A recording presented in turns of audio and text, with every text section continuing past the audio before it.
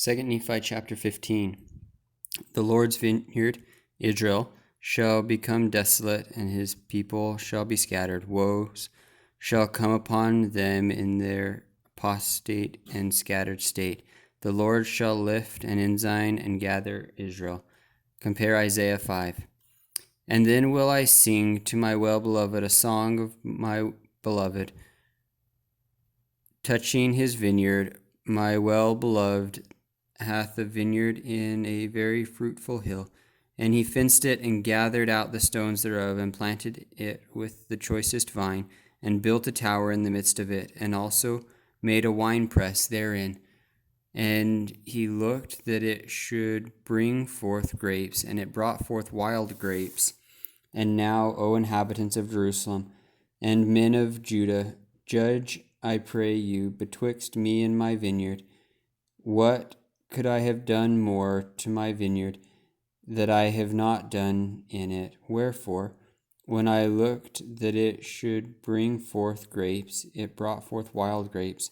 And now go to, I will tell you what I will do to my vineyard. I will take away the hedge thereof, and it shall be eaten up, and it will break down the wall thereof, and it shall be trodden down, and I will lay it waste.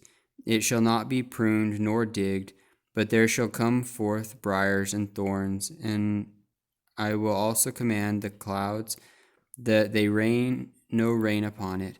For the vineyard of the Lord of hosts is the house of Israel, and the men of Judah his pleasant plant.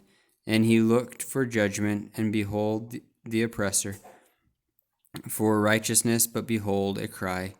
Woe unto them that join house to house, till there can be no place that they may be placed alone in the midst of the earth. In mine ears, said the Lord of hosts, of a truth many houses shall be desolate, and great and fair cities without inhabitants. Yea, 10 acres of vineyard shall bear one bath, and the seed of the homer shall yield an ephah. Woe unto them that rise up early in the morning, that they may follow strong drink, and continue until night, and wine inflame them, and the harp and the viol, the tabret and the pipe, and wine are in their feasts, but they regard not the work of the Lord, neither consider the oppression of his hands. Therefore my people are gone into captivity, because they have no knowledge, and their honorable men are famished, and their multitude dried up with thirst.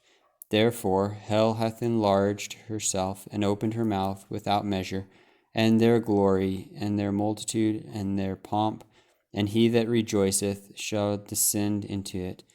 And the mean man shall be brought down, and the mighty man shall be humbled, and the eyes of the lofty shall be humbled. But the Lord of hosts shall be exalted in judgment, and God that is holy shall be sanctified in righteousness. Then shall the lambs feed after their manner, and the waste places of the fat ones shall strangers eat. Woe unto them that draw iniquity with cords of vanity, and sin as it were with a cart rope, that say, Let us make speed, haste his work, that we may see it, and let the counsel of the Holy One of Israel draw nigh, and come that we know it not, that we may know it. Woe unto them that call evil good, and good evil, that put darkness for light, and light for darkness, that put bitter for sweet, and sweet for bitter. Woe unto the wise in their own eyes, and prudent in their own sight. Woe unto the mighty to drink wine, and men of strength to mingle strong drink, who justify the wicked for reward, and take away the righteousness of the righteous from him. Therefore, as the fire devoureth the stubble, and the flame consumeth the chaff, their root shall be rottenness, and their blossom shall go up as dust, because they have cast away the law of the Lord of hosts, and despised the word of the Holy One of Israel. Therefore is the anger of the Lord kindled against his people, and he hath stretched forth his hand against them, and hath smitten them, and the hills did tremble, and their carcasses were torn in the midst of the streets.